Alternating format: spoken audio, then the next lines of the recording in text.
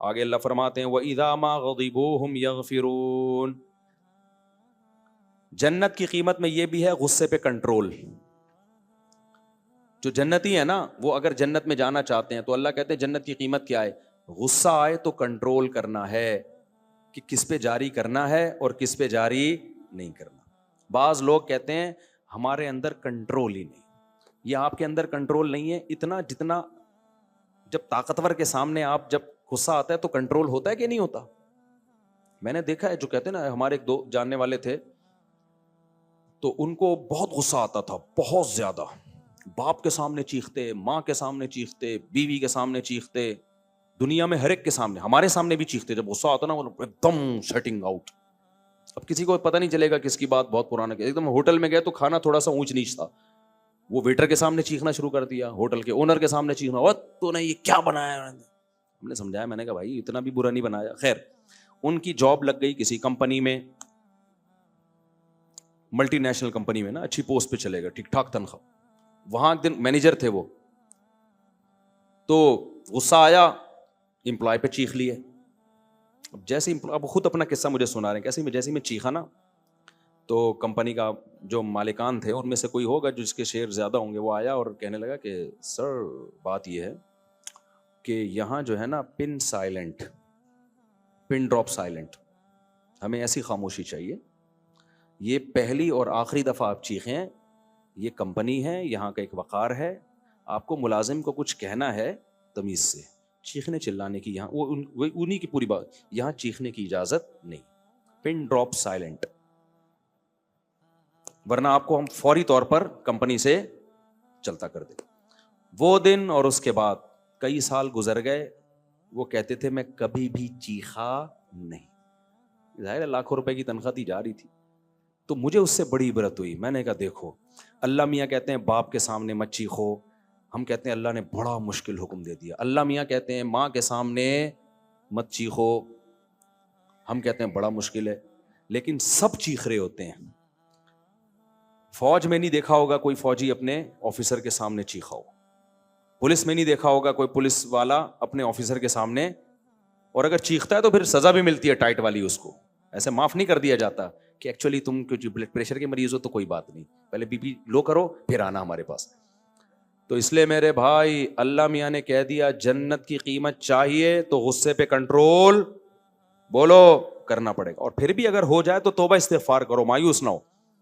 تو نبی نے فرمایا جس کو غصہ آیا اور وہ غصہ جاری کرنے پر قادر بھی تھا, سامنے والا کمزور ہے, یہ مار سکتا ہے اس کو, اللہ کی رضا کے لیے غصہ پی گیا, فرمایا اللہ قیامت کے دن اس کو تمام مخلوق کے سامنے بلائیں گے اور یزوجہ من الحور العین ما یشاء, اسے کہیں گے یہ جتنی حوریں کھڑی ہیں نا ان میں جو تجھے پسند ہو اس سے نکاح کر لے. تو سمجھتا ہے کہ نہیں سمجھتا, یہ حور کا مہر ہے. اب سوال پیدا ہوتا ہے غصے میں اور حور سے شادی میں مناسبت کیا ہے یار؟ بے بھائی غصے پہ کنٹرول, کمزور پہ غصہ آیا دل چاہ رہا ہے چپیٹ لگا دوں, کمزور کھا سمجھ کے ترس کھا کے اس کو چھوڑ دیا کہ اللہ کے لیے کیا کر دو, معاف کر دو. باپ پہ غصہ آیا برداشت کر لیا, کس کے لیے یار؟ باپ کے تو اللہ نہ بھی ہونا ویسے ہی برداشت کرنا چاہیے یار, کتنے احسانات ہیں اس کے, چپ کر کے سنتے رہا کرو ابا کی. اللہ کا حکم نہ بھی ہوتا تو باپ خود بھی تو اس کی کوئی ویلیو ہے کہ نہیں ہے؟ ماں کی کیسی بڑی نعمت ہے یار, کتنا پالا ہے اس نے. تم کیا 2 منٹ واش روم میں ماں جاتی ہے نا تو بچہ چیختا ہے, جس سے اتنا گہرا لنک رہا ہو بھائی اس کو تو جوتا لا کے پکڑا دیا کرو اور کہا کرو جتنا دل چاہے نا تو میرے سر پہ مار, ساری دنیا کے سامنے چیخ سکتا ہوں لیکن تیرے مجھ پر اتنے احسانات ہیں, تیرے سامنے میں آواز نہیں اٹھاؤں گا. ہم نے عزت دار لوگوں کو دیکھا ہے مائیں مارتی ہیں مار کھاتے ہیں, چھانٹے پڑتے ہیں خوش ہوتے ہیں. آج بہت فرعون بن گئی ہے جو نوجوان نسل ہے نا, بہت فرعون بن گئی ہے یہ. تم لڑو جاؤ اپنے سے, اپنے باہر کسی آدمی سے جا کے لڑو. تو نبی صلی اللہ علیہ وسلم نے فرمایا جس نے غصے پہ کنٹرول کیا تو کیا ہوگا؟ یزوجہ من الحور العین. تو میں یہ بتا رہا تھا کہ اس میں مناسبت کیا ہے، حور میں اور غصے پہ کنٹرول کرنے میں مناسبت کیا ہے؟ مناسبت یہ ہے کہ مرد کے لیے نا سب سے اٹریکٹیو چیز کیا ہے؟ عورت ہے نا. کتنے نیک لوگ ہیں عورت دیکھ کے پگھل جاتے ہیں. ابھی کوئی حور آ جائے یہاں پہ گھوم کے چکر لگا کے چلی جائے نا، سب میرا بیان چھوڑ کے اس کا موبائل نمبر مانگ رہے ہوں گے اس سے. یہ 4 شادیاں اسی لیے تو ہیں کہ تاکہ تم جو ہے نا برائی کی طرف نہ جاؤ. بڑے بڑے لوگ پھسل جاتے ہیں عورت کے اس میں، عورت کی لالچ میں نا بہت برباد ہوتے ہیں. تو مرد کے لیے سب سے اٹریکٹیو چیز کیا ہے؟ عورت. اور سب سے کڑوی چیز کیا ہے؟ غصے کو پینا. سمجھ رہے ہو؟ غصہ پینا آسان کام جب آ رہا ہوتا ہے نا، آدمی کہتا ہے بس میں جاری کروں غصہ. اس غصے کو پینا ایسے جیسے کریلے کا جوس پی رہے ہو آپ. تو اللہ کہتے ہیں جتنا کڑوا گھونٹ تو نے پیا ہے نا، تو تجھے اتنا ہی وہ چیز دوں گا جس کو تو اپنے لیے سب سے زیادہ میٹھا سمجھتا ہے. اب سیکولر لبرل لوگ تو مذاق اڑاتے ہیں، دیکھو یہ حوریں ووروں کی لالچ دے کے قرآن یہ کرتا ہے، قرآن وہ کرتا ہے. حالانکہ سب سے زیادہ ٹھرکی کون ہوتے ہیں دنیا میں؟ یہ سیکولر لوگ ہوتے ہیں.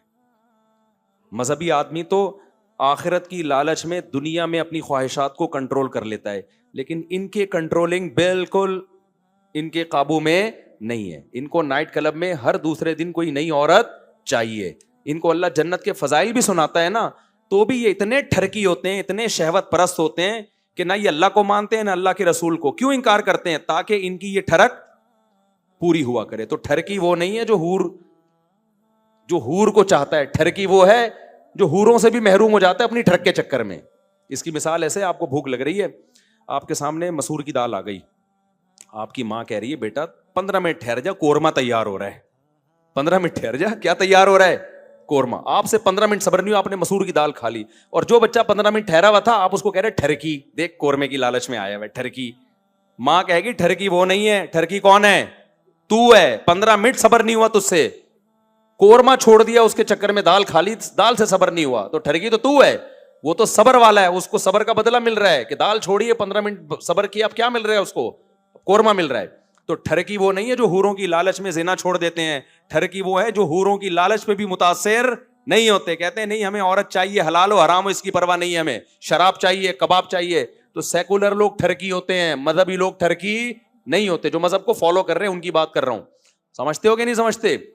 تو بھائی ہم تو اللہ کی نعمتوں کا سن کے بہت خوش ہوتے ہیں، کیونکہ ہمیں تو آخرت میں حوریں چاہیے. جس کو نہیں چاہیے وہ نہ کرے بھائی، تمہیں نہیں ملیں گی، ہم تو چاہیے. جب مل رہی ہوں گی نا پھر یہ سیکولر لوگ سب سے زیادہ کیا ہوں گے؟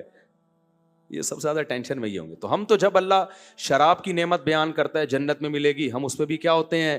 خوش. جب اللہ دودھ کی نہروں کا تذکرہ کرتا ہے ہم اس پہ بھی کیا ہوتے ہیں؟ خوش، کیونکہ ہمیں تو تازہ دودھ پسند ہے. اللہ کہتے ہیں انگور انار کے باغات ہوں گے، ہم اس پہ بھی کیا ہوتے ہیں؟ خوش، کیونکہ ہم فنٹر بننے کی کوشش نہیں کرتے. اللہ ہمیں تو انار بھی اچھے لگتے ہیں، ہمیں تو انگور بھی اچھے لگتے ہیں. ساری نعمتیں جب اللہ بیان کرتا ہے بھائی ہم تو محتاج ہیں، ہم تو فنٹر گیری میں نہیں آتے. تو بالکل اس کی مثال ایسے ہے، ہمارے حضرت ایک دعوت پہ گئے، بس بیان جلدی سے میں 2-4 منٹ میں ختم کرتا ہوں. ایک دعوت پہ گئے، ایک پیر صاحب بیٹھے ہوئے تھے، تو حضرت بھی تھے اس دعوت میں. تو جو مرید تھا نا اس نے مرغے اور وہ بڑا مرغن غذائیں، بریانی، کوفتے، کباب بنا کے رکھ دیے.